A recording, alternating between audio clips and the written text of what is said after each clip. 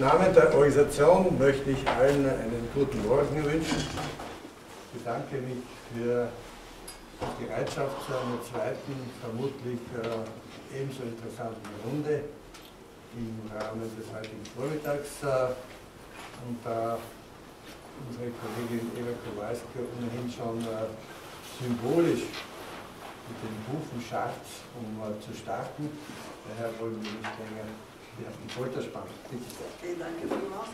Danke für die Einladung, für die Gastfreundschaft der Organisatoren und auch für die freundliche Einführung.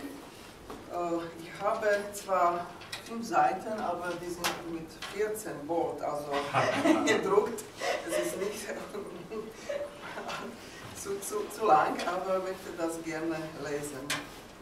Druckverhältnis zur Vergangenheit. Ah, ja. Entschuldigung. Ist das okay? Stimmt das? Okay. Ah, jetzt. Es ist schon okay. Also, durch Verhältnis zur Vergangenheit und dem Kulturerbe kündigen einzelne Gesellschaften ihre Stellungnahme dazu, wie sie sich selbst wahrnehmen und wohin sie sich begeben. Das Kulturerbe stellt daher für die gegebenen Gemeinschaften oder Gesellschaften einen der Identifizierungsfaktoren dar. So öffnen sich zugleich Türen zu den Konfrontationen der symbolischen Deutungen, die sich dazu binden. Wenn wir unter dem Kulturerbe die materiellen wie auch immateriellen Kulturgüter, Artefakte oder Phänomene, wie auch Resultate des Schaffens der vorherigen Generationen verstehen, Konzept des Kulturerbes wird eher als abgeschlossener, kanonisierter Komplex wahrgenommen. Seine wichtigste Charakteristik beruht jedoch in der Kontinuität, Prozessualität, immerwährender Umwertung und Selektion.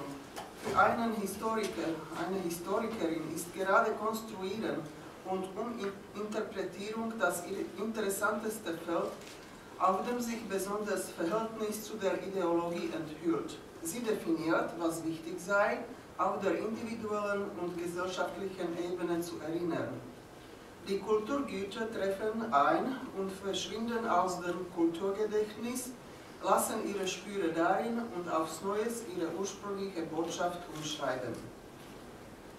Vergangenheit der Region Europa südöstlich des Westens ist mannigfaltig, Gedächtnis ist jedoch reduzierend und es wird auch oftmals intentional moderiert, was man als Arbeit mit Gedächtnis bezeichnen kann, was dann zur Überlappung einzelner historischer Gedächtnisse leitet. Nicht einmal selten sind auch Konfrontationsansichten über Phänomene, die sich zu den respektiven Gesellschaften binden, die gemeinsam in derselben Region und in derselben Zeiten leben.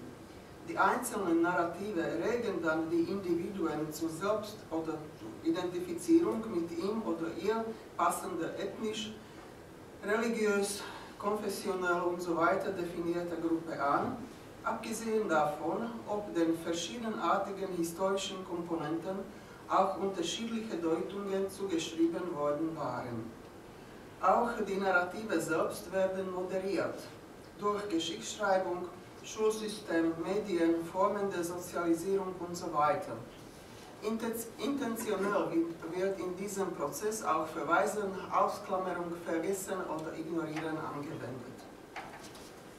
Wenn ich im Zusammenhang mit dem Kulturerbe über Zeiten von Nationalismus und Sozialismus, was also in Beschreibung meines Themas stand am Anfang, also wenn ich in diesem Zusammenhang mit dem Kulturerbe reden soll, ich frage mich selbst, ob es sich um 2 hintereinander gehende Epochen handelt oder ob es sich nicht eher um Dominanz eines oder des anderen ideologischen Konzeptes bei Wahrnehmung des Kulturerbes gehe. Und es kann sich aus enthüllen, dass manches noch nicht vorbei sei, manches verschwand auch nicht mit den Systemen, die durch beiden Phänomenen charakterisiert wurden. Ich verstehe als eher die Frage so, dass sein identitätsstiftender Charakter zur Geltung in den Regimen kam, die sich selbst durch Ideologie des Nationalismus bzw. Sozialismus definierten und im Einklang mit ihrer Geschichtsoptik die Interpretationen der geerbten oder geschaffenen Kulturgüter formten. Gerade durch diesen Zutritt wussten sie, wie sich das Gedächtnis anzueignen und ihm die Gestalt entsprechend ihren aktuellen politischen Bedürfnissen zu prägen. In einigen Fällen ist sogar nicht ausgeschlossen, dass nationalistisch motivierten oder eher untergemauerten Stellungnahme zur Vergangenheit bzw. Kulturerbe auch während des sozialistischen Regimes florierten, obwohl man diesen Zutritt manchmal geschickt oder mit dem passenden marxistischen Vokabular vertuschte. Ein treffendes Beispiel stellt die Interpretierung der Geschichte der Städte dar, also der urbanen Siedlungen, die im vormodernen Ungarn relativ zahlreich waren. Insgesamt gab es in Ungarn im Jahre 1878 inklusive Siebenbürgen in Kroatien 84 königliche Freistädte.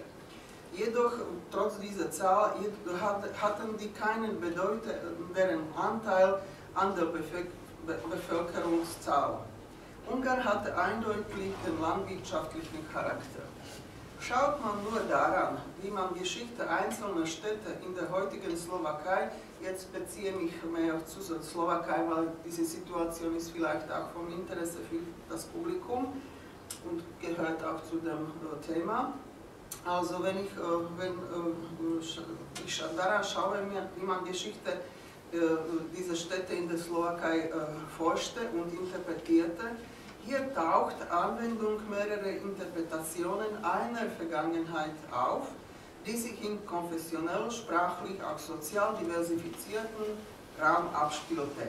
Gerade diese Verschiedenartigkeit, was zu einem Wert oder Kulturerbe gehört, war für die Mehrheit der Städte typisch und kann als ein wichtiges Merkmal des gemeinsamen alten Kulturgutes bezeichnet werden. Sie ermöglichte früher wie auch heute noch, ermöglicht jedoch verschiedenartige Zutritte. Der analytische Blick der Gedächtnisforscherin in der Slowakei, meine Kollegin Elena Manova, zeigt, dass man mit der Diversität der sozialen Wirklichkeit und der Traditionen selektiv umging und umgeht, immer noch. Pressburg, Pozsony, Prešporok, wie auch Bratislava, immer derselbe urbane Raum, wurde zur Arena des Wetteiferns einzelner nationaler Narrative. Dieser Symbolenstreit manifestierte sich seit dem 19. Jahrhundert unter anderem in den Benennungen und Umbenennungen der Straßen.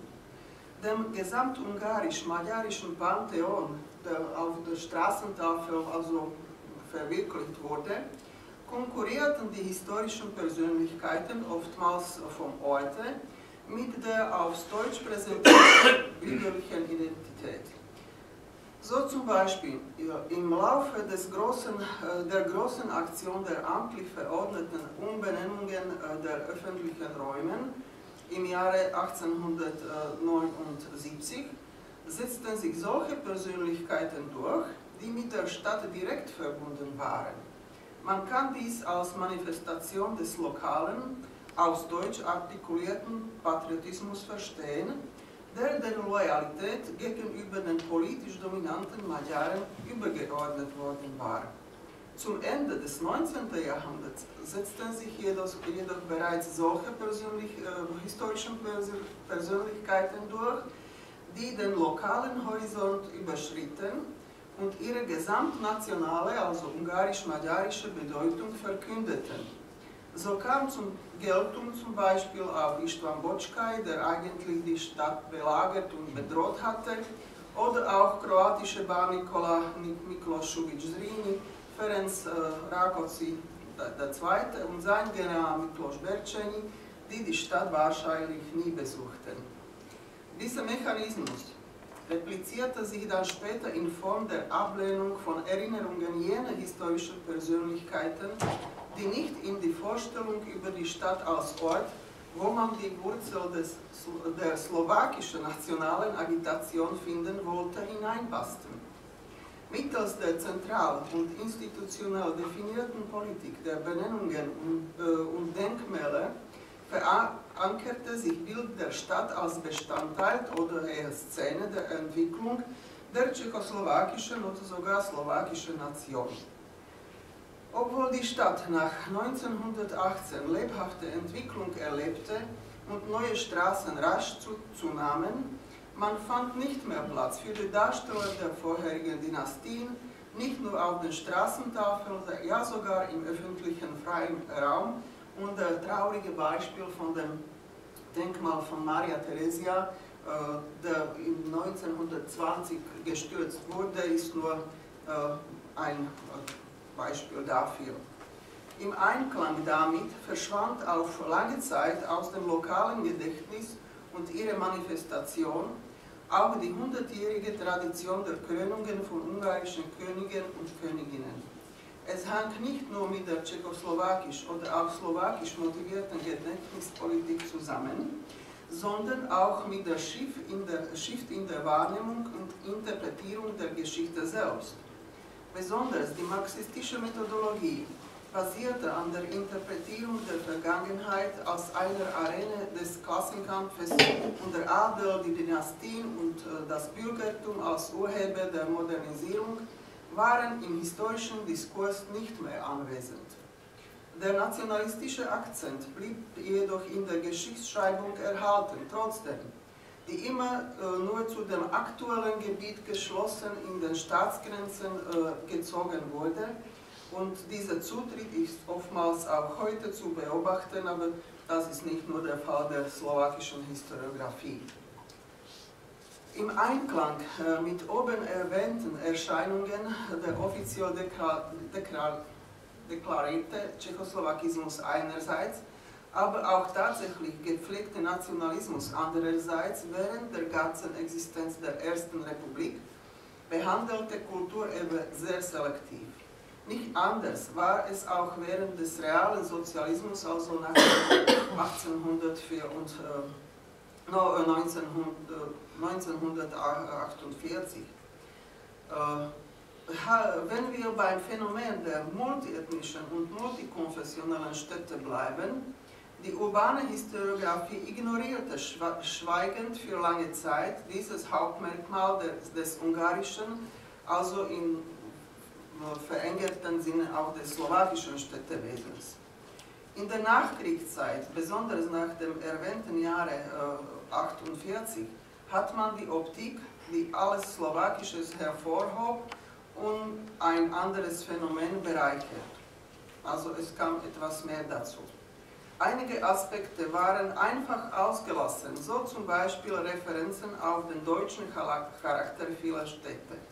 Stärkung des ungarisch-magyarischen Patriotismus interpretierte man nicht als Begleiterscheinung des sozialen Wandels, sondern ausschließlich als Ausdruck Ausmündung der Magyarisierung. Der Narrativ in Anführungszeichen bereicherte sich auch um Eliminierung der Geschichte und der Anwesenheit der jüdischen Bevölkerung. Dieses Verschweigen wurde zum Pendant der Fortdauer des antisemitischen Narrativs, der sich höchstens mit Hinweis auf die schlechte natürliche Situation der einheimischen, ergo slowakischen Bevölkerung nachbesserte. Wobei selbstverständlich die unterdrückenden Eliten waren schuld an diesem Misshandeln. Also Eliten, ergo jüdische Eliten. Die mitteleuropäisch wichtigen Darsteller der Kultur- und Kunstgeschichte verloren ihre sprachlich-ethnischen Konnotationen. Ich könnte einige Namen nennen, Imro, Heiner, Krau oder die anderen. Also die waren jüdischer Abstammung und wurden zu den Repräsentanten der slowakischen Kunst oder Bildung. Dies war jedoch nur marginale Nebenerscheinung der langen Verschweigung vom Anteil der Slowaken am Holocaust, was heute noch das schwere Thema bedeutet, nicht so viel in offiziellen Stellungnahmen oder der Geschichtsschreibung selbst, sondern eher in öffentlicher Meinung. Paradoxerweise, diese historische Bewusstlosigkeit half einige wertvollen und immens wichtigen jüdischen Denkmäler zu retten, die sonst durch den Zweiten Weltkrieg intentional vernichtet wurden. Nur so vor einigen Jahren man hat sie gefunden, zufällig, fast 400 Grabsteine aus der frühen Neuzeit sogar, die im Ecke des Pressburger jüdischen Friedhofs vergessen lagen, was große Sensation erweckte und man vorbereitet große Präsentation dazu, für die Denkmäler.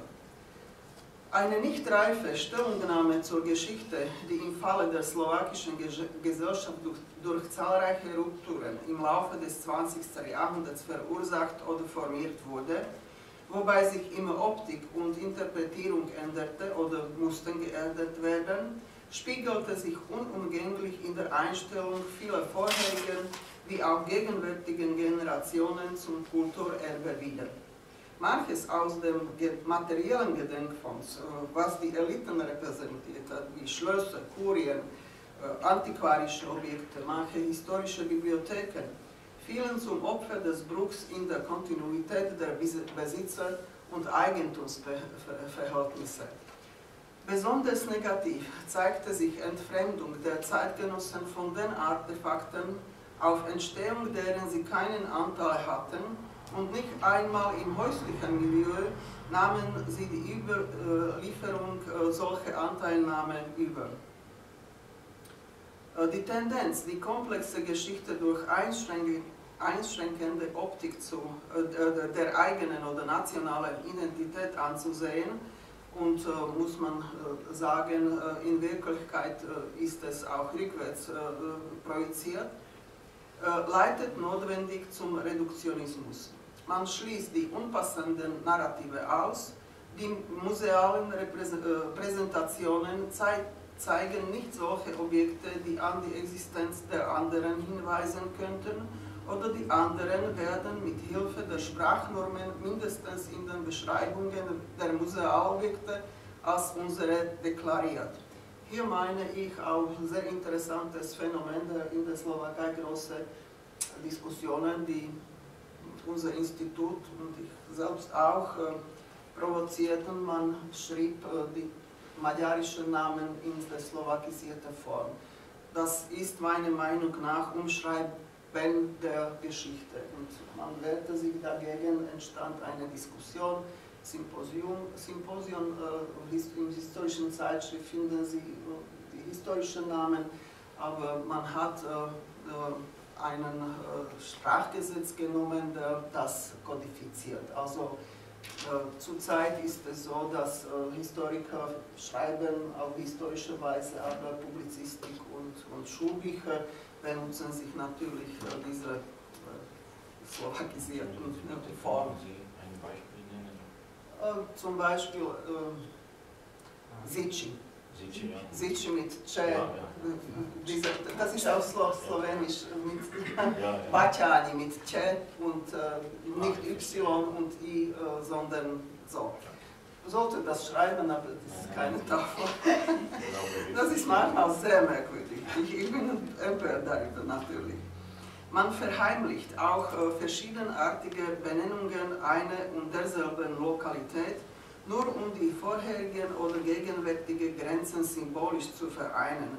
Dies ist jedoch nicht nur slowakische Spezialität, das habe ich auch in manchen ungarischen Musealpräsentationen gefunden. Das ist vielleicht so, auch anderswo.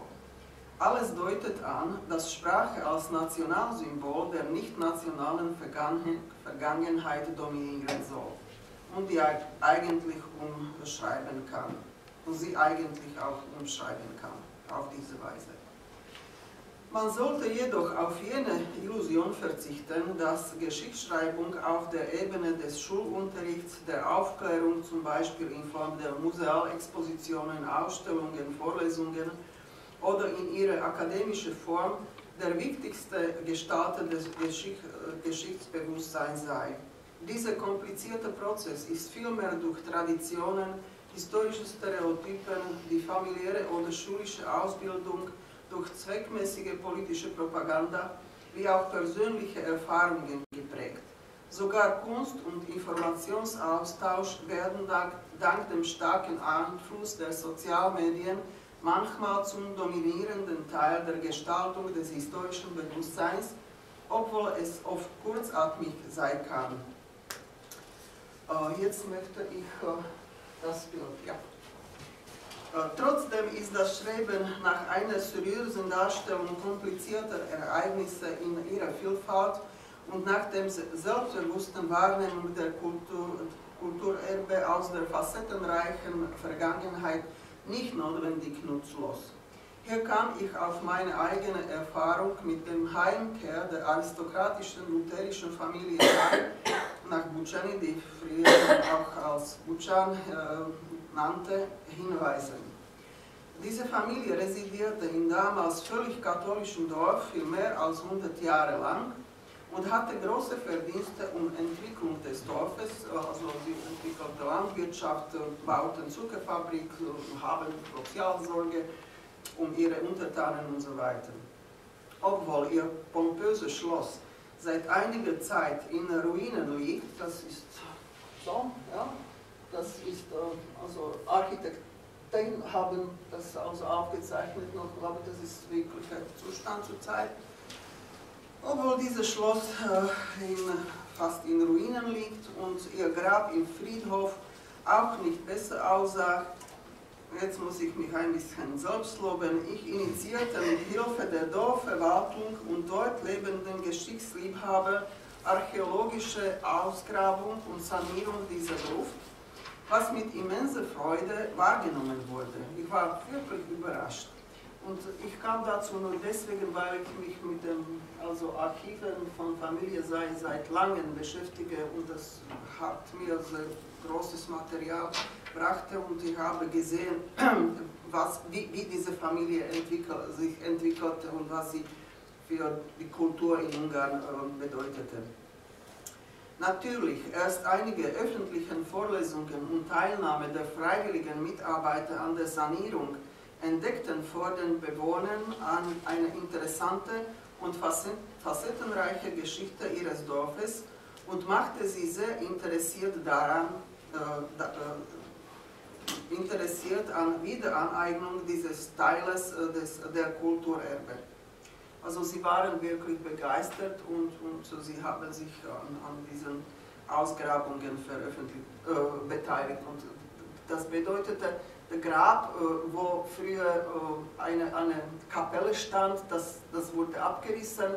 Es wurde nur gedeckt mit Stroh und gefallene Blätter und sowas. Und man ahnte, dass sowas existierte. Manche alte Leute haben sich noch erinnert, aber niemand wusste mehr, wie es eigentlich aussah, wo es eigentlich war, wer war dort begraben und so weiter. Also man konnte das leicht finden und renovieren und sowas. Die verschönte Ecke des Friedhofs wurde letztlich zur lokalen Attraktion und Symbol der gemeinsam katholisch-lutherischen, aristokratisch-plebejischen oder ungarisch-deutsch-slowakischen Geschichte. Und das ist alles. Vielen Dank.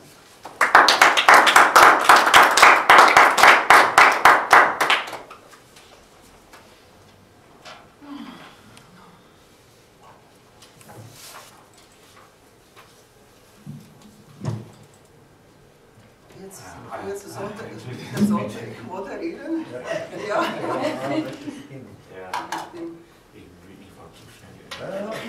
Bitte. Sehr gerne, wenn ich auch so Kommentare. Also ich möchte Ihnen danken für diesen wunderbaren Vortrag, der mir wirklich sehr viele Anregungen gab und ich glaube, dass er auch an andere Gegenden Südosteuropas übertragbar ist. ich möchte vielleicht zwei Punkte erwähnen, und zwar der erste Punkt, der für mich ganz wichtig ist, was Sie gesagt haben, dieses Spiel des sozialistischen Regimes mit ihrer Internationalität. Also, wie ich schon gestern gesagt habe, sozialistische Regimes haben den Eindruck erweckt, sie seien internationalistisch ausgerichtet, aber in Wahrheit ging es vielmals um die Fortsetzung früherer nationalistischer Ansätze. Und das ist auch heute so. Ich glaube, diese Diskussion ist auch im Zusammenhang mit dem postsowjetischen Raum extrem wichtig, weil die offizielle Ideologie des russischen Regimes und auch der russischen orthodoxen Kirche ist, man sei übernational und nur die anderen seien extreme Nationalisten oder vor allem Ukrainer, Belarusen, Litauer, Polen. Also nur die könnten Nationalisten sein, während das russische Regime als Nachfolger der Sowjetunion übernational sei. Aber das stimmt nicht. Das ist nur eine Form des russischen Nationalismus, die sich auch immer in der Geschichte mit extremer Russifizierung verband. Deswegen ist diese Debatte sehr, sehr wichtig. Und ich glaube, es besteht hier wirklich ein enorm wichtiger Punkt eines großen Missverständnisses im Westen. Ich versuchte gestern darauf hinzuweisen, vielleicht nicht sehr erfolgreich, wie auch unsere Debatte später gezeigt hat, aber das ist wirklich von Bedeutung. Und der zweite Punkt sind diese Umbenennungen der Straßen und auch Veränderung der Denkmälerlandschaft. Hier war die Entwicklung in Slowenien natürlich ganz ähnlich wie in der Slowakei. Wir haben wahrscheinlich genau dieselben Wellen der Benennungen und Umbenennungen, wahrscheinlich auch in Marburg zum Beispiel in den 70er Jahren des 19. Jahrhunderts mehr diese lokale Kolorit und dann gesamtdeutsche Persönlichkeiten wie Bismarck kamen zum Zug am Ende des 19. Jahrhunderts, am Anfang des 20. Und dann natürlich ganz große Welle der Umbenennungen 1919, auch Umstürze der Denkmäler.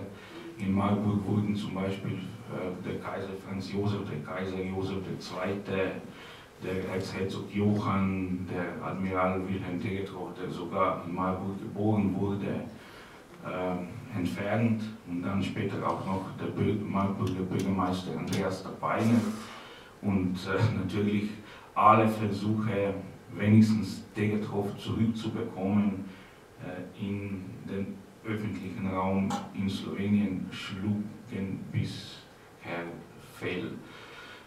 Und nach 1945 kam dann noch eine größere Welle, die im Allgemeinen bis heute im Platz ist.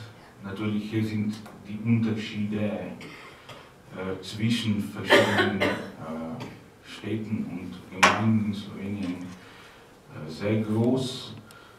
Zum Beispiel Laibach hatte 1990 bis 1994 eine sozusagen demokratische, ein bisschen konservative Stadtregierung, und daher verschwanden einige Namen der Revolutionäre, wie zum Beispiel die Titostraße, aber in Marburg gab es gar keine Veränderung dieser Erinnerungslandschaft, diese Straßennamen, und ich glaube, ein großes Problem in Slowenien sind auch die Schulnamen, vor allem im Gebiet von Laibach, weil sie noch immer nach einigen zweifelhaften Helden der Periode 1943 bis 1945 benannt werden, die, glaube ich, für eine gemeinsame geschichtliche Erinnerung gar keine Bedeutung haben. Und vorsichtig, das zu formulieren. Vielen Dank. Ja. Wenn ich nur kurz daran reagieren darf, das ist für mich sehr interessant, das zu hören, dass diese Benennungen und sowas sich abspielte. Das war überall vielleicht in Mitteleuropa nach dem Zerfall der Habsburger Monarchie. Und das ist ein interessantes Thema für alle Historiografien, die betroffen waren. Also das ist offensichtlich. Und bei uns ging es sogar dorthin, dass man nicht nur die Alten durch die Neuen ersetzt hatte, sondern nach der 89 man griff nach jenen Persönlichkeiten, die von wirklich negativer Bedeutung waren für die Geschichte und ganze Geschichte der Slowakei und hatten sehr schlechte Rolle gespielt, wie zum Beispiel der ehemalige Präsident Tiso, nachdem eine Straße benannt wurde und es erweckte großen Skandal. Und das, Gott sei Dank, dass man darüber mindestens diskutiert, aber die Tafel und der Name wurde nicht abgeschafft, bis heute noch.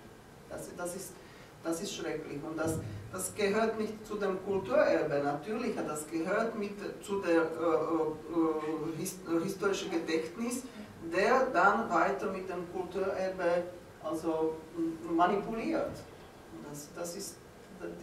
Dieser Manipulationsfaktor ist sehr wichtig. Man sollte damit arbeiten und das abzuschaffen. Arbeiten ist also gut. Ja, liebe Eva, erstens auch ganz herzlichen Dank für den Vortrag und auch für das bürgerschaftliche Engagement, das man da am Schluss gehört hat. Ich hatte eigentlich in meiner Stellungnahme oder gedanklichen Vorbereitung eine Art Plädoyer oder revisionistisches Plädoyer zugunsten auch nationaler Perspektiven vorgehabt. Und zwar deshalb, weil mich, darauf komme ich vielleicht, oder kommen wir vielleicht in der nächsten Sitzung dann noch zum Sprechen, auch die in der regionalen Wissenschaft, südosteuropäische Geschichte, zelebrierte Ablehnung von Nationalgeschichte manchmal irritiert, weil ich glaube, dass Nationalgeschichte an sich auch ein legitimer Zugang ist angesichts der Koppelung an die heutige Öffentlichkeit, zumindest, und deren Informationsbedürfnissen. Aber ja, das ist mir etwas vergangen, als ich, das ist das größtmögliche Kompliment, das ich machen kann, dass ich meine eigene trotzige Haltung widerlegt finde, zumindest momentan, durch das Verständnis, ich weiß nicht, ob ich es schon einmal gehabt habe, aber jetzt wurde es entweder wiederbelebt oder überhaupt erst belebt, wie stark diese Entlokalisierung mit in den Blick zu nehmen ist durch die Nationalisierung und auch sozialistische Variante des Nationalismus.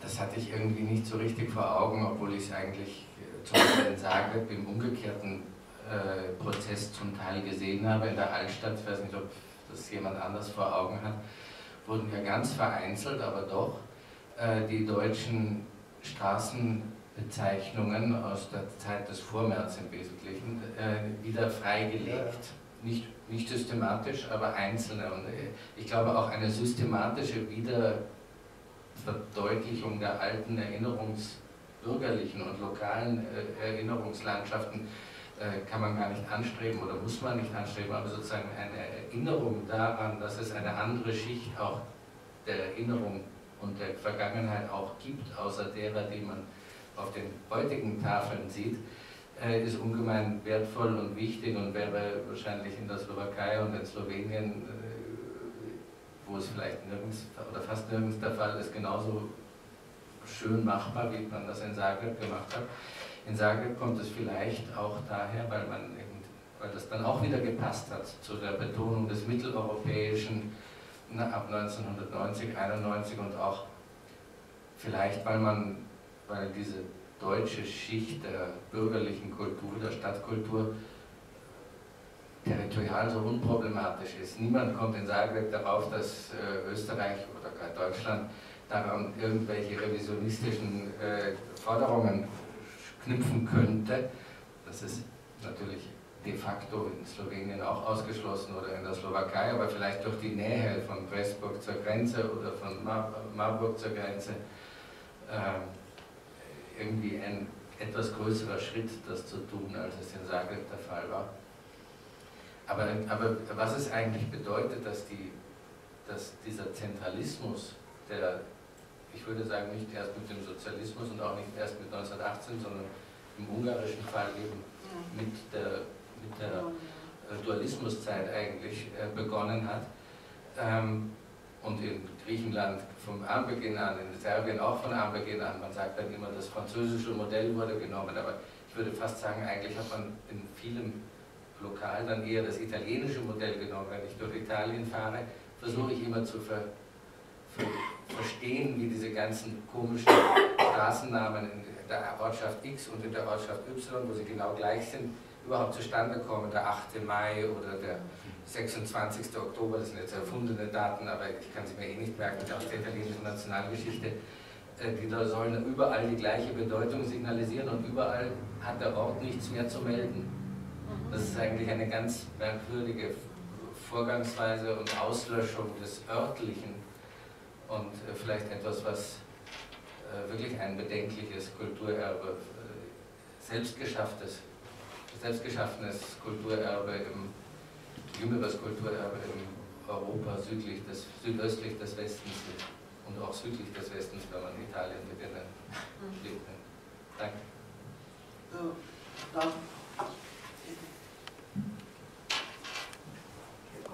Ja. Bis der nächste. Ja, wir schaffen das schon. Ja, zunächst vielen Dank für den schönen Vortrag. Namen sind ein unglaublich spannendes Gebiet, also Ortsnamen, Personennamen. Mich wundert, dass die Schreibung von Buchan so aussieht, wie es aussieht. Ch ist mit Hacek, aber Nj im Ungarischen müsste ein J ergeben. Hier steht aber ein Y. Warum das so ist, weiß ich nicht. Bucani, das ist auch slowakisch. Das ist die slowakisierte Form. Ja gut, Nein, aber das war ein slowakisches Dorf noch, aber in Buchan schrieb man das seit dem 19. Jahrhundert nach der Benennung der ungarische Verstehe. Wichtig ist in dem Zusammenhang auch sind Denkmäler. Und da sind unglaublich spannende Geschichten zu verfolgen, also zum Beispiel in Budapest am Parlament, wo im Sozialismus eine ganz andere Darstellung gewesen ist, also mit hoch erprobenem Hand und mit der Ehre und also sozialistische Symbole. Und in Ungarn gab es sehr viele davon. Und dann ist nach dem Systemwechsel ein Denkmalpark errichtet worden außerhalb von Budapest und dort bin ich auch gewesen. Es ist unglaublich, was man da an Denkmälern und wie viele Denkmäler aus der sozialistischen Zeit man da also findet und wie in der Gegenwart dann auch natürlich auch in Ungarn die Namen verändert werden und die Denkmäler der bekannten Persönlichkeiten ausgetauscht werden, sogar gegen solche, die eigentlich Nationalisten waren und keine berühmte Funktion in der ungarischen Geschichte hatten. Also das noch eine Frage in dem Zusammenhang. Wie ist es mit den Ortsnamen und der Ortsnamenkennzeichnung?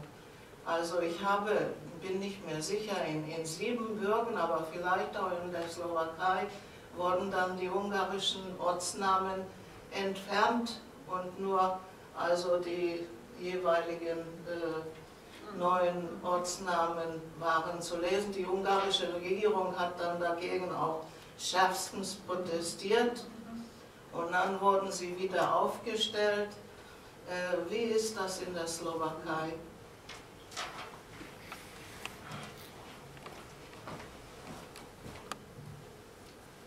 Sollte ich sofort antworten, weil es waren Wortmeldungen? Okay. Ja, zuerst werde ich auf diese Frage von Frau Schubert antworten. Das ist sehr leicht zu beantworten. Die alternativen Ortsnamen oder die ursprünglichen kommen zurück in manchen Fällen. Ich weiß nicht mehr, wie Tornala hieß früher, das war nach einem Partisan genannt, meiner Meinung nach, und nach 1989 kamen manche Benennungen zurück, also zu den ursprünglichen. Und dort, wo 20%, es war immer so, dass 20% der Minderheitsbevölkerung bedeutet, man kann diese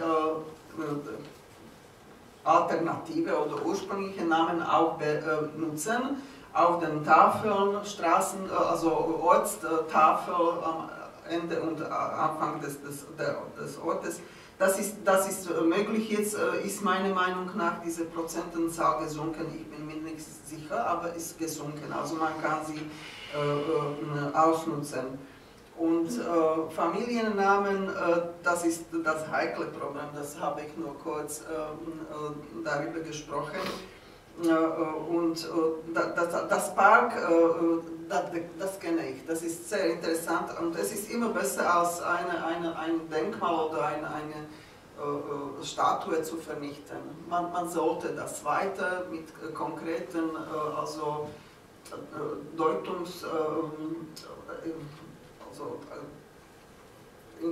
also wie man das auch verstehen kann. Man sollte sehen, was es bedeutete, was ist damit gemeint und Interpretation sollte dabei sein. Das ist sehr wichtig. Und zu deiner Frage, diese nationale Perspektive, okay, ich bin auch nicht dagegen, dass man die nationale Geschichte forscht, aber wir sollen anders fragen. Also bei uns ist es so, dass du findest manche Historiker, die also die alten Burgen zu slowakischen, also Ruinen oder so deklarieren, aber das ist Unsinn. Das ist also die Perspektive, die man ausnutzt bei dem Zutritt zur Geschichte, sollte sich ändern. Ja, okay, ich bin also Konstruktivist und sage immer, dass also diese nationalistische Optik ist okay, aber man muss wissen, wann ist die Nation entstanden, mit welchen Absichten haben die Leute sich zu einer anerkannt zu dem also Nation, was bedeutete für die, und man sollte das als analytischer Zutritt ausnutzen und nicht nur um die Ruhm der Nation zu emporheben. Das ist meine Optik, aber ich mache auch Forschung für die slowakische Geschichte, weil ich kann zeigen, wie zum Beispiel der Adel oder die Familien verschiedener Art haben ihre Anteil an Kulturentwicklung der Region hatten, der Gesellschaft hatten, was es bedeutete. Auch, man kann auch dieses Wissen zurück in die Leute bringen, sodass man die Denkmäler, also die in Steinen liegen, sich nicht weiter vernichten und so weiter. Also man kann auch diese facettenreiche Geschichte zeigen durch verschiedene Artefakten und das ist also Grund für einen gesunden Zutritt zu der Geschichte, meiner Meinung nach. Und jetzt ist also endlich auch bei uns ein jüdisches Denkmal, also Gedenkort, man hat verheimlicht eigentlich Holocaust für Jahre lang. Man wusste darüber, aber man wollte das nicht forschen. Das war auch nicht, es war erlaubt, aber war das nicht erwünscht. Und dieser Nationalismus und sogar dieser überspitzte Nationalismus in Form des Nationalismus vor dem Zweiten Weltkrieg ist immer geblieben. das ist heutzutage lebendig noch immer. Das erneut sich. Ja, das ist so schrecklich, aber es ist so. Das ist nicht nur in der Slowakei, aber das hat bestimmte Ursachen und auch Folgen. Leider.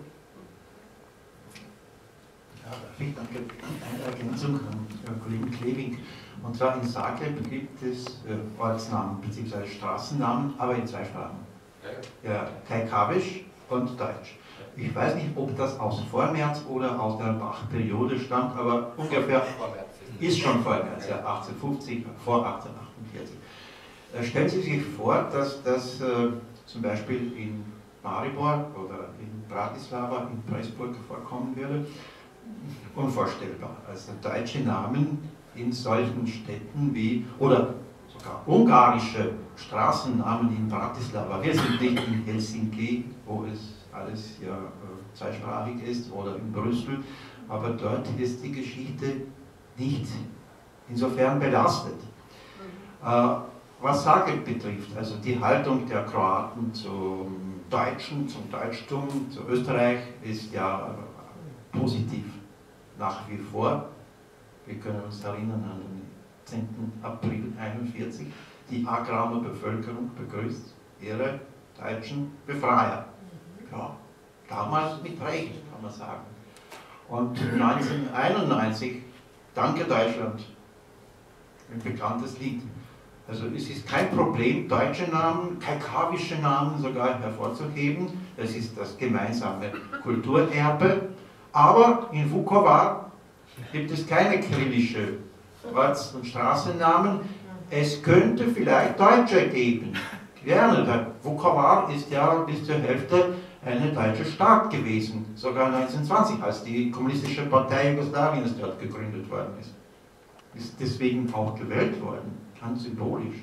Also inmitten an der Grenze von Kroatien und Serbien im Habsburger Gebiet in einer halbwegs, ja, bis zur Hälfte deutschsprachigen Stadt. Also man sollte vorsichtig sein, da ja schon hervorzuheben, aber wann? Mit Zeitabstand. Vielleicht wird es in Marburg auch kommen, in Vukovar auch kommen. Auch in Bratislava kann man sich vorstellen, im 22. Jahrhundert eine Wiedererlebung, einen Aufschwung der ungarischen Kultur, aber momentan gibt es, ich weiß nicht, 7% an der Gesamtbevölkerung sind Ungarn und es gibt einen ungarischen Kulturverein, ungefähr so wichtig wie der bulgarische, ja, oder so sichtbar, naja, so sichtbar wie der bulgarische. Und das ist es. Eine Frage an Frau Kowalska. Also die Slowakisierung der Ortsnamen, aber speziell Personennamen und Familiennamen. Wie weit ist das eigentlich in das Alltagsleben eingedrungen? In der Historiographie haben Sie gesagt, wenig, mit Recht. Aber steht es zum Beispiel in einem Lehrbuch oder in einer populärwissenschaftlichen Ortsgeschichte ein ungarischer Familienname in slowakisierter Form? Ist da eine Eva Nadjova oder ist das eine Frau, Hausbesitzerin, Nadj Eva? Oder Eva Nadj zumindest. Bei adeligen Familien kann ich mir vorstellen, es ist normal, dass die Namen schon längst slowakisiert, slowenisiert, marginalisiert waren, obwohl sie deutscher Herkunft waren oder was auch immer. Eine bekannte Familie muss ja auch einen volkstümlichen Namen haben, einen übernommenen Namen, einen adaptierten Familiennamen an die Bevölkerungssprache, an die Landsprache. Aber wie weit ist es zur Übertreibung gekommen, zu komischen Situationen, wie das gerade erwähnt worden ist, oder nicht? In Slowenien, ja, wir hatten eigentlich wenige deutsche Ortsnamen. Abgesehen von Marburg. Stimmt, doch, wenige. Also ursprünglich deutsche. Die josephinische Landesaufnahme an, das geht bis in die Dorfebene. Ja, schon, ja. Aber nicht der deutschen Ursprung. Das sind zum Teil, aber wenig. Relativ wenig. Also die slowenische Ortslandschaft ist wenig von der deutschen Sprache schon geprägt, aber die Namen sind ja bis 90% slowenischer Herkunft. Die sind dann germanisiert, eingedeutscht worden. Oberpöllern zum Beispiel fürs Goldene Poliane und so weiter, aber Pöllern ist ja eine Wiese, nicht? Und also von diesen wenigen überbliebenen deutschen Namen ist Marburg an der ersten Stelle gewesen. Und Marburg ist gleich, also schon im 19. Jahrhundert, von österreichischen Behörden akzeptiert, dass Marburg einen slowenisierten Namen hat, Maribor. 1839 erfunden, nach 1860 dann ins Leben gebracht. Und dann 1918 war ganz normal schon, ja, Marburg ist Maribor, obwohl die Bevölkerung, die ländliche Bevölkerung ist nach wie vor Marburg und so weiter benannt haben. Aber nach dem Ersten Weltkrieg sind die 3 oder 4, die deutsch klangen, also wie Marnberg oder Reichenburg oder Dornberg, und ich weiß nicht, ob es noch einen gibt, aber Lüttenberg, Lutommer schon früher, also die sind dann slowenisiert worden. Ganz blöd. Also, aus Marnberg hat man Rable gemacht, nach Rabelpass. Oder aus Reichenburg nach dem Bach benannte Prestanica. Oder Dornberg ist sogar Sali Chrib oder so, was auch immer, blöd. Und dann wieder der Name zurückgegeben, ohne Endung G mit K, also Dornberg. Das hat man gemacht. Und sogar Schlössernamen hat man slowenisiert. Nicht nur adaptiert, also angepasst, mit K am Ende statt G, Startenberg, also alte Burgennamen, Ruinennamen, sondern auch einige wichtige Schlösser, die in der slowenischen Geschichte eine bedeutende Rolle gespielt haben. Zum Beispiel Reichenburg, wo das Absiedlungslager der Slowenen 41 gewesen ist und dann der Gottscheer Deutscher auch 45, ist zu Prestanica geworden.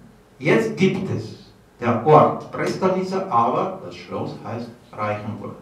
Gott sei Dank. Und es gibt ein Schloss, das dem Staat gehört, also ist ein Repräsentanzhof der slowenischen Regierung, heißt Snežnik, Schneeberg. Es war immer Schneeberg, aber Snežnik ist der Berg oberhalb dieses Schlosses, nach welchem, ja, über den deutschen Namen dann das Schloss seinen Namen bekommen hat. Und jetzt heißt das Schloss Snežnik, weil Schneeberg ja zu deutsch klingt. Und das ist nach 1945 umbenannt worden und ist in der slowenischen Republik, wo dieses Schloss ein Repräsentanzschloss der Regierung ist, geblieben. Also gibt es auch solche Fälle bei euch, und wie es mit, das ist meine Frage, wie es mit dem Vor- und Familiennamen einfach erläutert ist. Zum Beispiel in der Geschichte von Bratislava gibt es einen Bürger Natsch Adam oder Adam Natsch, oder ist das ein Natsch mit slowakischem Alphabet geschrieben? Danke. Ich komme zu einem anderen Gebiet, aber wenn Sie wollen antworten, ist es besser. Kann ich? Antworte mal so. Weil die kommen zum Süden. Okay. Was diese Familiennamen betrifft, heutzutage kann man sich schreiben, wie er will. Das ist also gesetzlich. Lebendige Personen haben kein Problem. Problem ist mit den Verstorbenen, sozusagen, mit den historischen Persönlichkeiten besonders, die vor dem Jahre 1918 gelebt haben. Der arme Aponi, der Autor der Sprachgesetze, also Anfang des 20. Jahrhunderts, vor dem Jahre 1918 schreibt man ihn auch in populären, also Zeitungen und so weiter, als Aponym, ohne Double N, ohne Y, also Jota, normal slowakisch. Nach dem 1918, der arme Mensch lebte weiter, schreibt man ihn aus Ungarisch, weil der Recht hatte. diesen historischen Namen weiter zu behalten. Also die Person, einzelne Person hat plötzlich zwei Namen, schrecklich, total verrückt. Und das ist das Problem darin, dass man möchte alles Magyarisches, alles Deutsches aus der Geschichte also wegtreiben. Das ist Ziel des Nationalismus sozusagen. Als man hätte man diese Familiennamen slowakisiert im Laufe des 19. Jahrhunderts, wie es die Tschechen machten. Ja, Waldstein schreibt man auf Tschechisch, das ist kein Wallenstein mehr. Das war der Teil der nationalistischen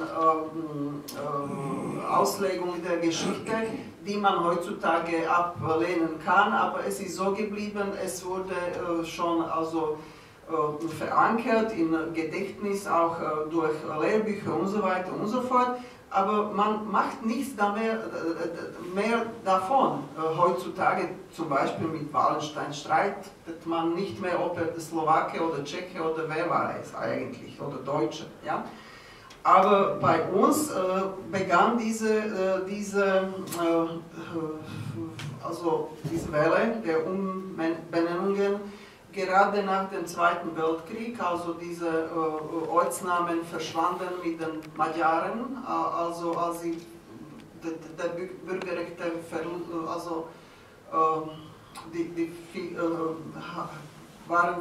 hatten verloren, ihre Bürgerrechte mussten nach Böhmen oder dann auch nach Ungarn. Die Deutschen wurden sowieso vertrieben, also das ist ein bisschen Weiterentwicklung oder Folge dieser Stellungnahme. Und das entstand nicht so viel in diese Familiennamen, Benennungen, diese Familien begannen sogar durch den Sozialismus. Ich hatte das schon beobachtet als Studentin. Das war aber hang mit dem Versuch, die Geschichte der Slowakei nicht als plebejische Geschichte darzustellen, sondern man sollte Adel zurück in unsere Geschichte bringen. Also das war in dem Sinne positiv. Man hat endlich den Adel akzeptiert als wichtiges gesellschaftliches Faktor, der große Wichtigkeit für die Gesamtentwicklung hatte. Aber es mündete in diese Slowakisierung des Adels. Das ist schlecht daran. Also nicht nur diese sozialgeschichtliche Optik, sondern die nationalistische Optik hat mitgespielt und hat die Oberhand gewonnen. Und das ist das Problem und es entstand dann diese große Nationalisierung der Geschichte natürlich nach der Wende, ja, also nach dem 89. Als ganze Gruppe des nationalistisch orientierten Slowaken aus der Emigration zurückkamen, Historiker, die vor allem sich um das Kriegsgeschichte kümmerten und die haben eigentlich das Narrativ sehr tief beeinflusst und das also ganze Interpretationen haben auch so beeinflusst.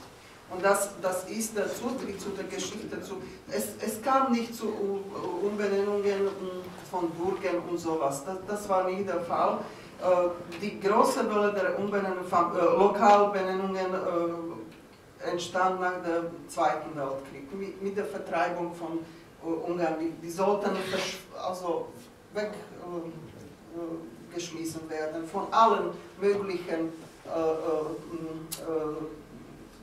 also jede mögliche Präsenz der Magyaren sollte also vernichtet werden. Das vernichtet dann Gefühl für die Geschichte, bei den einfachen Leuten sogar, die sehen alles nur durch diese einfache Optik. Geschichte war nicht einfach und multikulturelle oder multiethnische Geschichte war nie einfach. Und man will einfache Deutungen aber diese Vielfalt ist eine des Hauptfaktoren der Kulturerbe von Mittelosteuropa. Das ist sehr wichtig und man sollte damit arbeiten. Und eine andere Frage, aber das hängt also mit, was Sie gefragt haben, diese Vertreibung von Deutschen und Magyaren, das habe ich vielleicht beantwortet. Die Ortstafeln, ganz Die Ortstafel. Sind die einsprachig oder sind sie? Nein. Wo 20 oder jetzt vielleicht weniger Prozent der Bevölkerung andere ethnische Abstammung sei, man kann die 2 Tafeln oder 2 Namen auf der Tafel haben. Aber nicht, ist das immer der Fall? Das ist nach der Wende. Das ist zum Beispiel Shomoria, Shamorin, kein Problem. Ja, das ist so. Ja. Wir warten schon lange. Ja.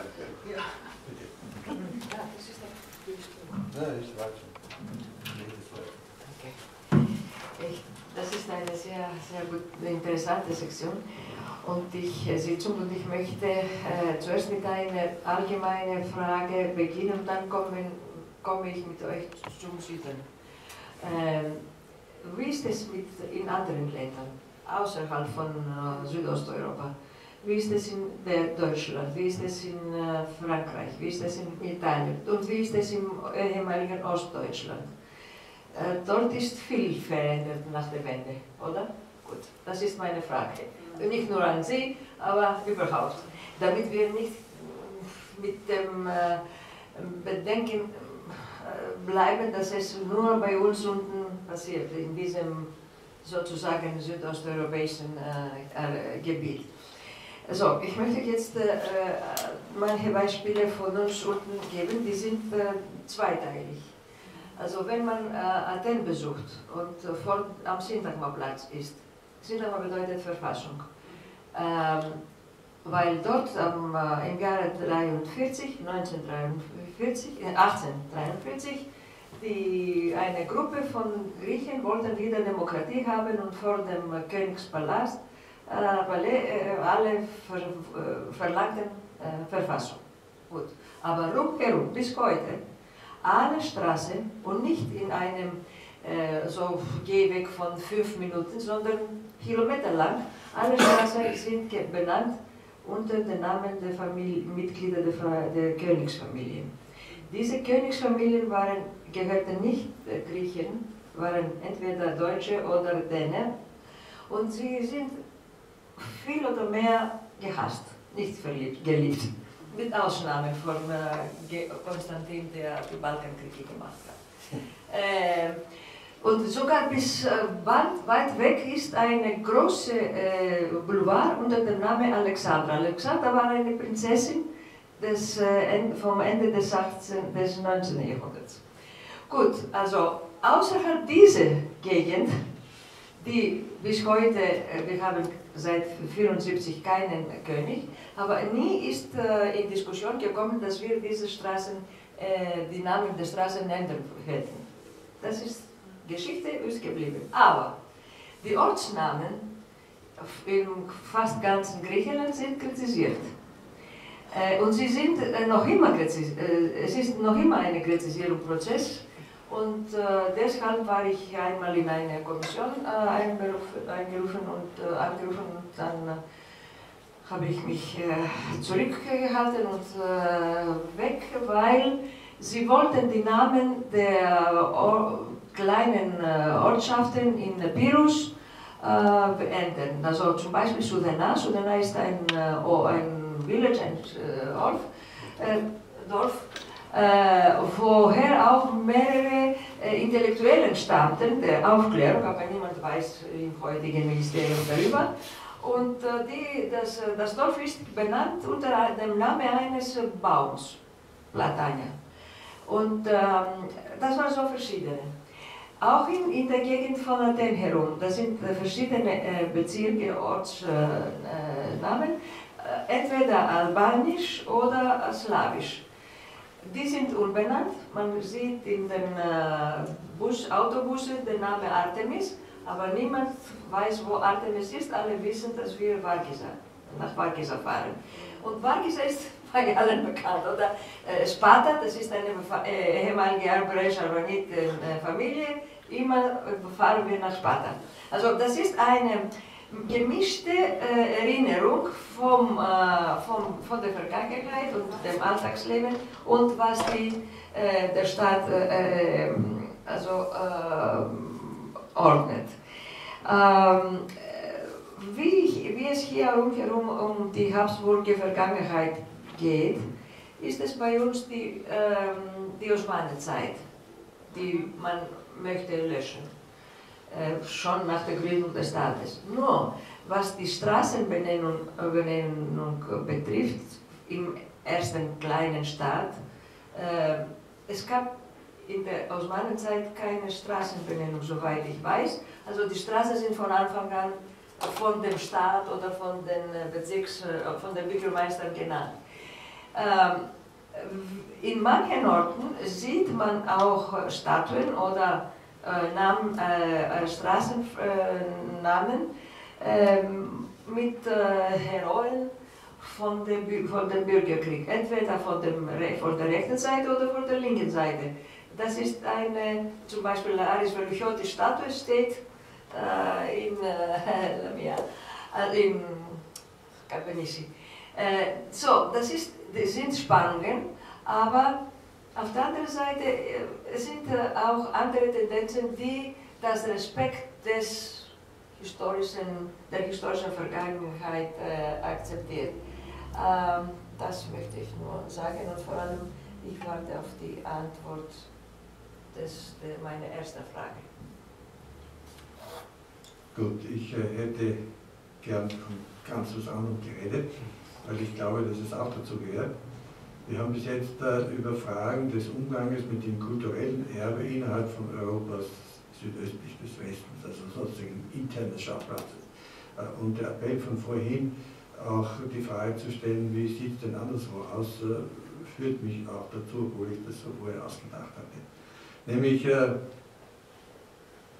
das unzureichende Problem, insbesondere im Bereich der, wie mir scheint, Bildungspolitik, gleich wie damit auch im Tourismus, sich des Größeren, zeitlich sich über viele Jahrhunderte hinweg spannenden und damit in irgendeiner Form europäisch zu bezeichneten Kulturerbes nicht nur bewusst zu werden, sondern es auch nach außen zu tragen und damit für die geistige wie auch physische Mobilität der Menschen innerhalb von Europas damit vieles an Transparenz zu schaffen. Wenn ich denke, wir haben vorhin mit Frau Miladinovic-Salasny gesprochen, Primo Struber lässt sich ohne die Szene der deutschen Reformation schlicht und einfach nicht verstehen. Das Thema kann es gar nicht geben. Wenn ich hernehme in der Galerie der Novida Srpska in Novi Sad, ohne die Berührung der Orthodoxie mit dem Barock würde sich dieses Gemäldeprogramm schlicht und einfach nicht erklären lassen.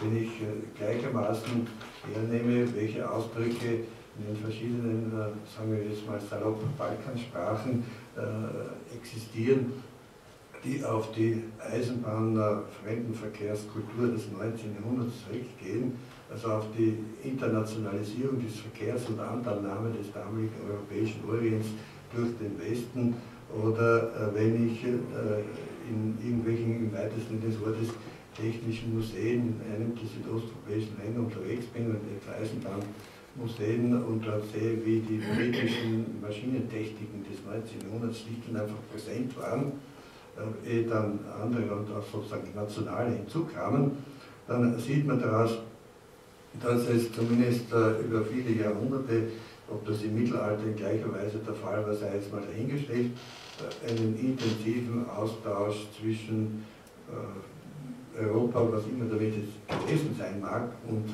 dem Südosten. Und das wird unzureichend sichtbar gemacht, unzureichend vermittelt.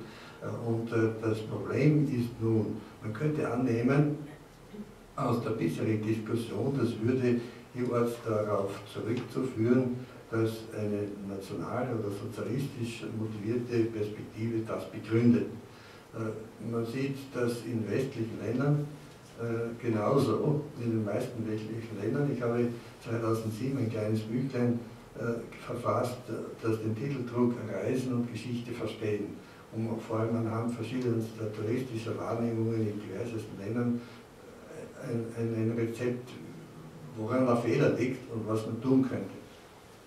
Das Hauptproblem ist, dass die meisten derartiger Informationen im Endeffekt bildungspolitisch aus der Froschperspektive, aus meistens irgendeiner Lokalität, durch irgendwelche Beauftragte, die nicht unbedingt als Wissenschaftler eingestuft werden dürfen oder in einem Auftrag stehen, etwas zu schreiben, was vielleicht ihrer eigenen Blattlinie gar nicht entspricht, und nicht die Vogelperspektive zu wählen. Und daher meine ich, es bedürfte eines immensen Impulses von Seiten der historischen Wissenschaften, damit meine ich jetzt nicht nur die Geschichtswissenschaft, auf der Ebene mehr zu tun, um damit dieses europäische Kulturerbe auch im Sinne einer forcierten europäischen Integration mentaler Art, kognitiver Art zu forcieren, weil sonst bleibt vieles im Rast des 19. und 20. Jahrhunderts aus im Grunde genommen provinziellen Sichtweisen, wie sie ideologisch auch immer dann im Einzelnen besetzt sein mögen.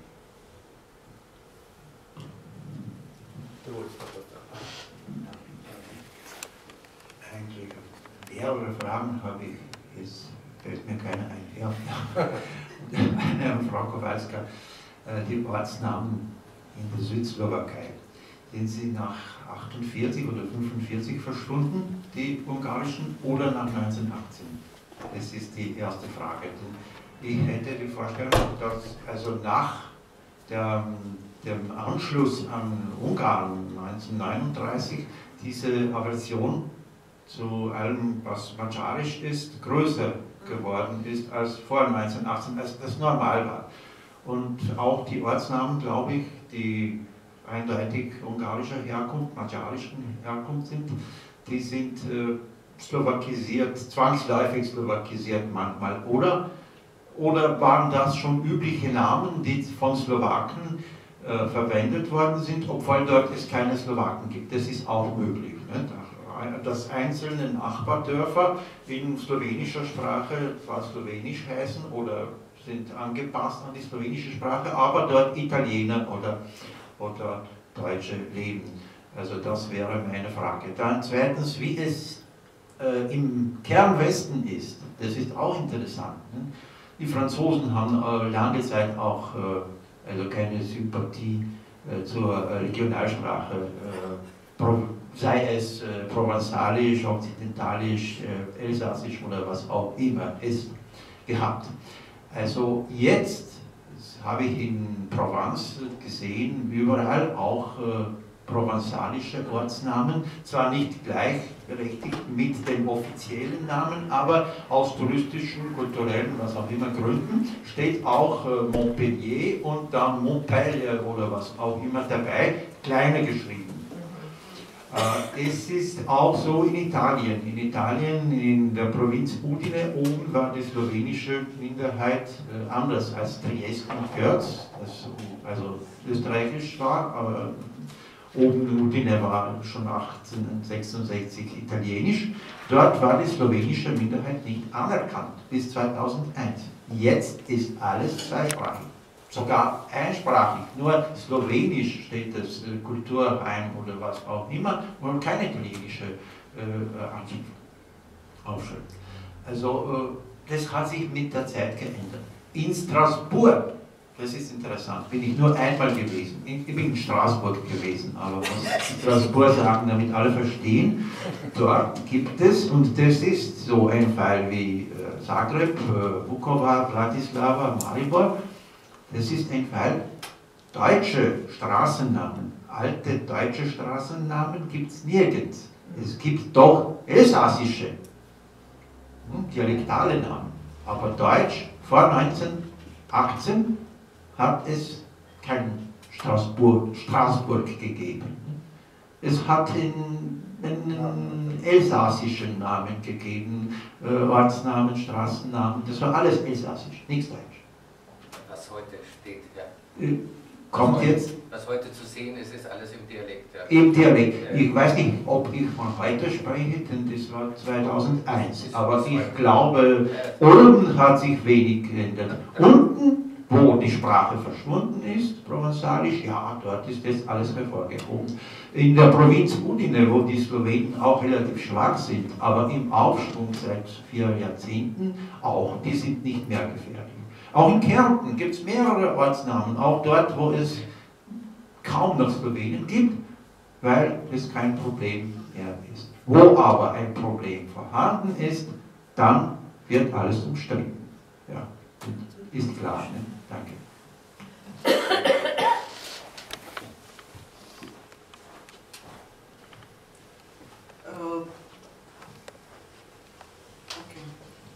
Diese lokale Ortsnamenbenennungen, die erste Welle entstand, ich weiß nicht, ob gerade nach dem 1918, weiß ich nicht. Das habe ich nie so viel dazu etwas gelesen, aber natürlich kamen diese magyarisierten Namen sogar zurück mit der magyarischen, also Okkupation oder was war das im Zweiten Weltkrieg. Košice ist wie der Kascha, aber das war immer auch früher benutzt. Und wenn ich erinnere an einem alten Lexikon aus 1772, fast in der nordungarischen Komitaten waren fast alle Ortsnamen auf mindestens drei Sprachen erwähnt. Also entweder Ungarisch, also Slawisch, das ist damals noch kein Slowakisches, aber Slawisch, und dann auch Deutsch. Und auch manchmal kam der lateinische Name dazu. Also dort wurde erwähnt sehr viele Ortsnamen, die heutzutage, würde man sagen, sind ungarisch, da waren das also auch damals schon bekannt, auch in dieser slowakischen Version. Das ist nicht so wichtig.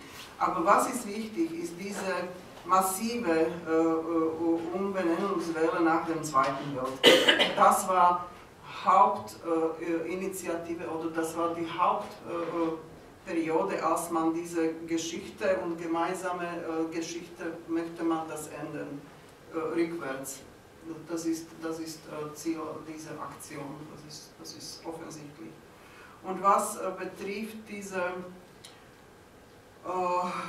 was Harald Heppner erwähnte, dieser Tourismus und so, das ist eine wichtige Perspektive, ich würde sagen. Das ist, weil kommt man zu einem Land, wo man sich nicht zu Hause findet, ich möchte sehen, was ist los früher gewesen und wie die Vergangenheit interpretiert wird.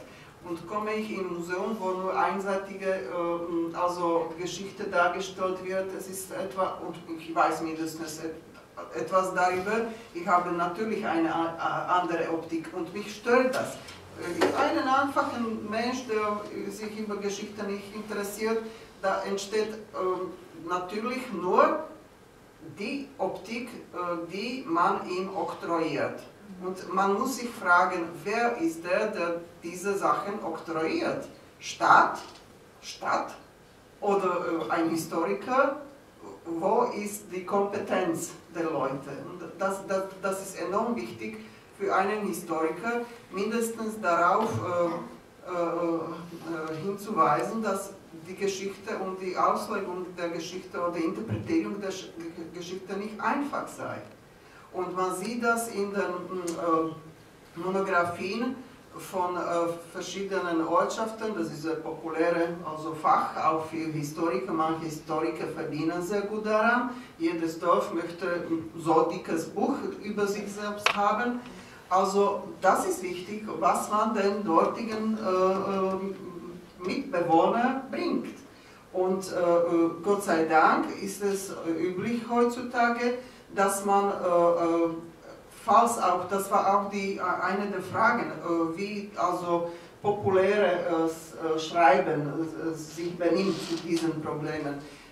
Mindestens in diesen Büchern, die wirklich viele Leute aus dem Ort haben, in einem, falls ich keine Bücher habe, aber eine Monographie des Dorfes haben die doch zu Hause.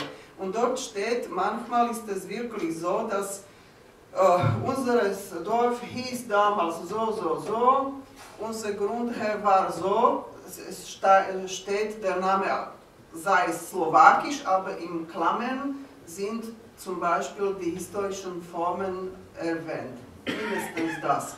Aber das ist ein sehr kleiner Schritt dazu, dass man also diese wirklich bunte Geschichte wahrnimmt. Und das ist wichtig. Und das ist für Zusammenleben von heute vielleicht nicht so wichtig, aber kann das darauf hinweisen, dass damals war es normal, mit jemandem anderen zusammenzuleben.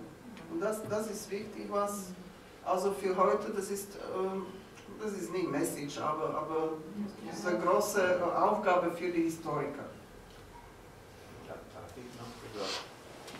Zu lesen. Ich wollte auch gerne gleichzeitige Frage. Eine ganz wichtige Frage an alle, sei es Deutsche, Österreicher, Altösterreicher, Ungarn, Slowaken, Walburger, Griechen. Griechen weniger. Gott sei Dank. Entschuldigung. Aber auch heiligen Namen. Das Verschwinden, die Löschung der heiligen Namen. Bei weitem nicht, das weiß ich. Ja. Ganz umgekehrt vielleicht. Aber in Südosteuropa, Osteuropa, aber auch im Deutschen Reich, zum Teil, glaube ich. Oh, ja, meine Vorfahren waren auch Reichsangehörige bzw. Staatsbürger auf Widerruf.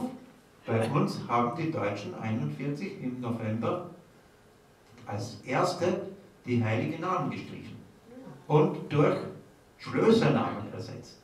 Das ist vergessen. Also das ist ein Teil der slowenischen Geschichte, das ganz vergessen ist. Denn die Kommunisten haben dasselbe 52 gemacht bis 54, radikal, vielleicht weniger radikal als die Deutschen. Das ist aber im Gedächtnis geblieben, aber auch zu wenig. Auch zu wenig. Noch 1960. Nach 1960, ich glaube, noch später. Santa Lucia wurde Lucia gemacht. Man hat also entweder den heiligen Namen ganz gestrichen oder Sankt oder Heilig gestrichen. Das war auch der Fall. Und obwohl es zum Beispiel Lenart bei Maribor ist, immer Lenart in der Umgangssprache gewesen. Keiner hat gesagt, Sveti Lenart, es ist zu lang. Und ja, das war das Argument. Es wird sowieso immer Lenart genannt. Es gibt aber auch Namen, die total verändert worden sind. Ja, eben sind nach Regionalnamen umbenannt sind. Piuca ist jetzt ein Fall, St. Peter am Karst. Piuca war früher eine Region, nach einem Fluss benannt. Wie war es bei euch, in euren Ländern auch so? Also bei uns sind von, weiß ich nicht, 400 heilige Namen, sind nur 25 übrig geblieben bis 1985 und wenige sind dann nach 91 zurückgekommen. Es hat Volksbefragungen, Abstimmung kann man nicht sagen, aber auch auf Gemeindeebene. Mancherorts hat man sich nicht entschlossen, den alten Namen wieder zurückzugeben. Ja, wir sind gewohnt schon, das zieht enorme Kosten nach sich und so weiter. Und deswegen sind manche Namen also in der, unter Anführungszeichen, kommunistischer Form geblieben, in der kommunistischen Form. Und dann geht auch die Änderung aller Dokumente, nicht? Da muss man die Pässe ändern, die Personalausweise.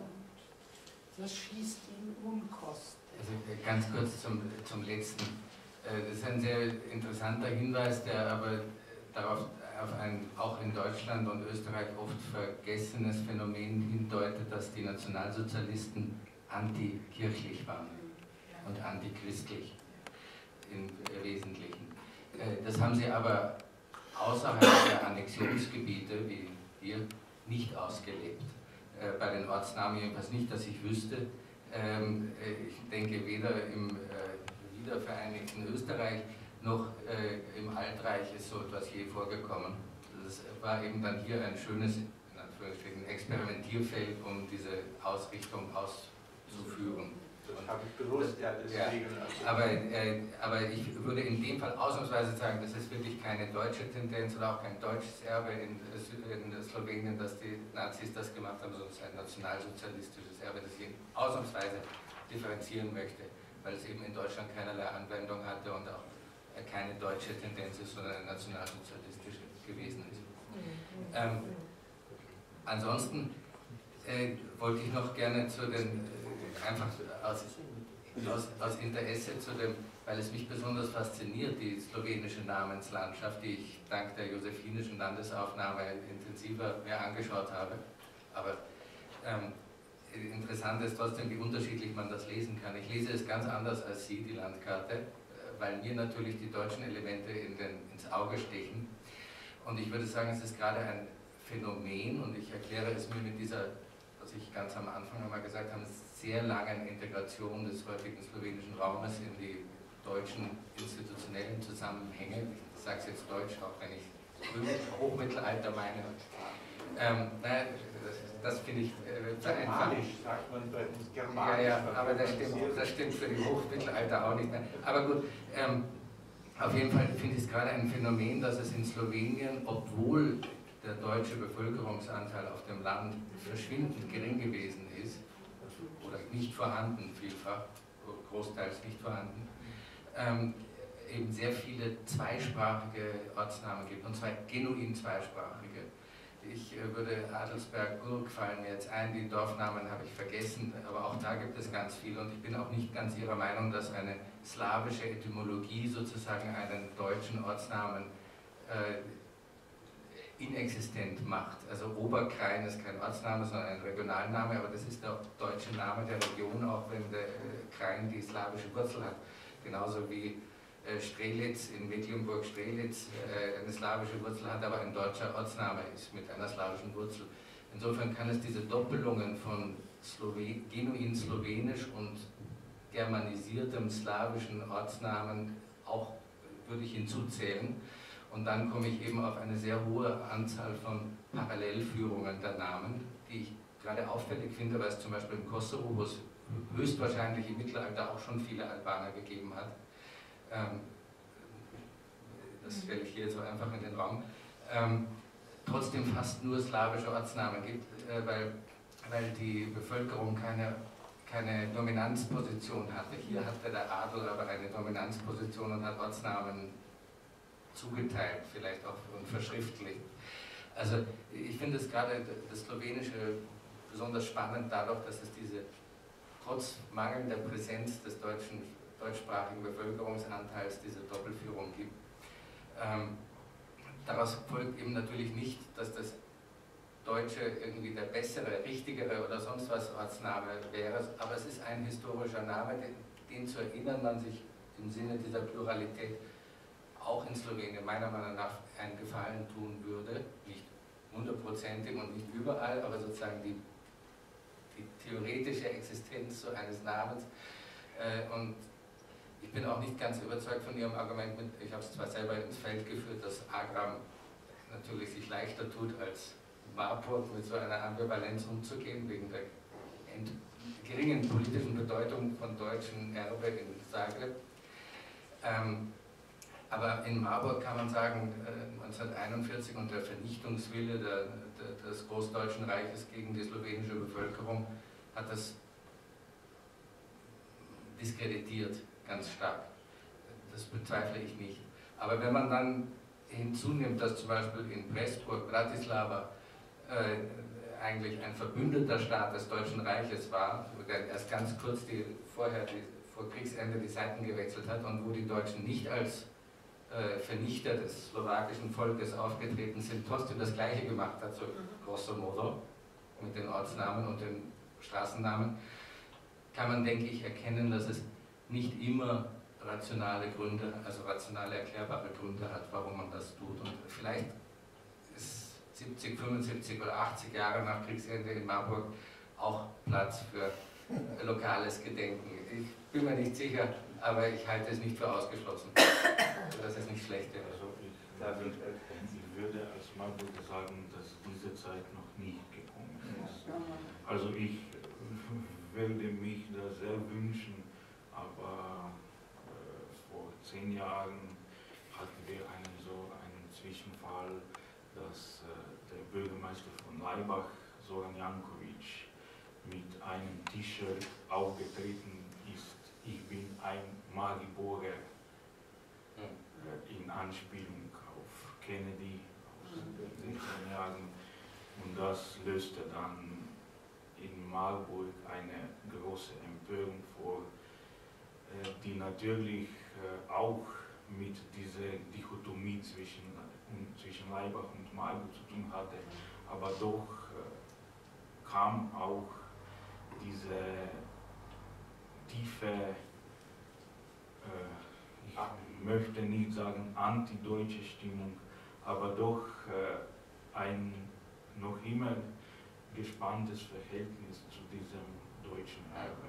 Es ist auch nicht daran zu denken, zum Beispiel einen Alexander Natsch, der vielleicht der bedeutendste Marburger Bürgermeister war, jetzt mit einem Straßenname in Marburg zu ehren. Und ich würde mich in diesem Sinne sicher Boris anschließen, in dem Gedanken, dass erst wenn eine Minderheit ungefährlich ist, dann kann sie auch öffentlich präsent werden. Und Kärnten, Südkärnten ist leider ein gutes Beispiel dazu. Also 1972, wo diese Vollgruppe noch viel lebendiger war, war das absolut nicht möglich. Jetzt ist es möglich, jetzt ist es auch in Friaul möglich, dass fast alle Orte zwei- oder sogar dreisprachig benannt sind, aber natürlich nicht, wenn die als friaulische Sprache noch wirklich lebendig war. Ja. Darf ich sofort beantworten oder eine kurze Bemerkung? Sie haben erwähnt, wenn diese Minderheit nicht mehr, also so in Anführungszeichen gefährlich sei, man denkt an die Juden. Und möchte man heute Juden noch hervorheben bei uns? In manchen Gegenden ist das ein großes Problem. Immer noch.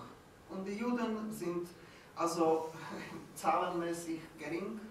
Ich weiß nicht, 0, wie viel Prozent. Also beteiligen sich an Bevölkerung. Und doch, es ist nicht also durchgelebt. Also dieses Bewusstseins, die waren unsere Mitbürger, die waren bei uns, mit uns. Sie sind nicht mehr. Was kommt dann an die Frage, was ist das Problem? Immer noch. Aber das ist nicht nur der Fall der Slowakei, das ist auch anderswo. Das ist gefährlich. Darf ich der Moderatorin einen Vorschlag machen, dass sie weitere Debatte in die Kaffeepause verlagert, weil eigentlich schon das System nicht sprengen soll. Dann bedanke mich für Ihre